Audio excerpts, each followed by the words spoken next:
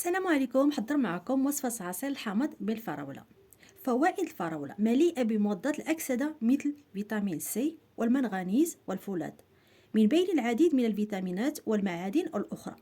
مفيدة للمناعة ومكافحة الأمراض المزمنة مثل السرطان وأمراض القلب، كما أنها تساعد على صحة المخ والجلد والجهاز الهضمي.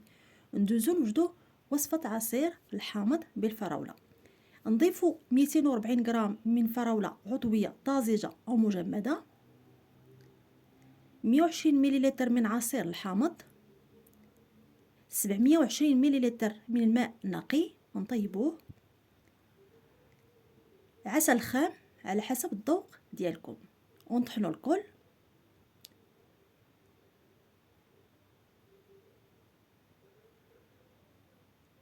وفي الأخير نضيف قطع من الفراولة والثلج. بالصحة والراحة.